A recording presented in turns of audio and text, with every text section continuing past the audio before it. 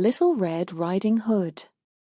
There was once a sweet little maid who lived with her father and mother in a pretty little cottage at the edge of the village.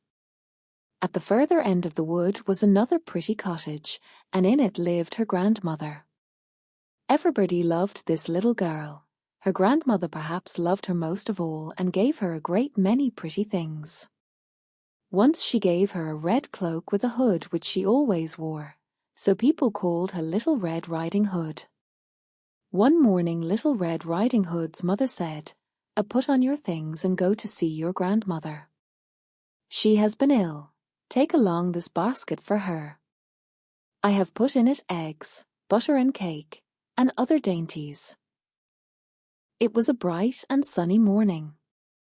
Red Riding Hood was so happy that at first she wanted to dance through the wood. All around her grew pretty wild flowers which she loved so well, and she stopped to pick a bunch for her grandmother. Little Red Riding Hood wandered from her path and was stooping to pick a flower when from behind her a gruff voice said, "A good morning, Little Red Riding Hood."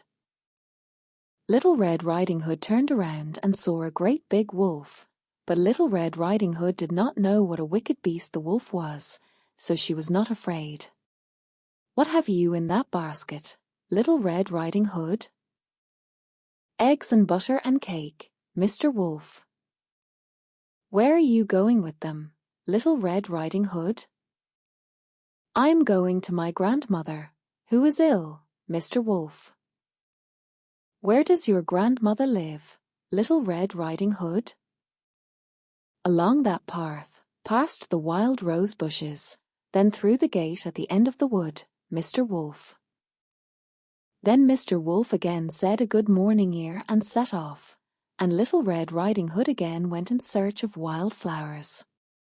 At last he reached the porch covered with flowers and knocked at the door of the cottage. "Who is there?" he called the grandmother.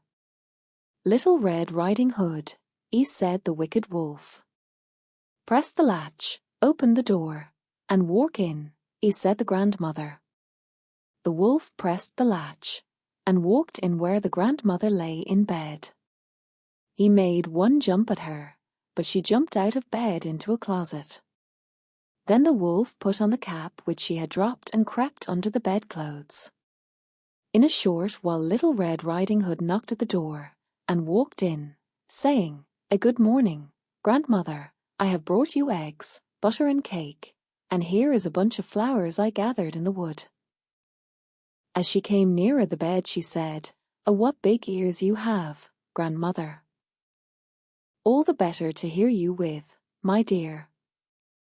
"What big eyes you have, grandmother." "All the better to see you with, my dear." "But, grandmother, what a big nose you have." "All the better to smell with, my dear." "But, grandmother, what a big mouth you have." "All the better to eat you up with, my dear," he said as he sprang at Little Red Riding Hood. Just at that moment Little Red Riding Hood's father was passing the cottage and heard her scream. He rushed in and with his axe chopped off Mr. Wolf's head. Everybody was happy that Little Red Riding Hood had escaped the wolf. Then Little Red Riding Hood's father carried her home, and they lived happily ever after. Thank you for watching. Please like and subscribe for more short stories.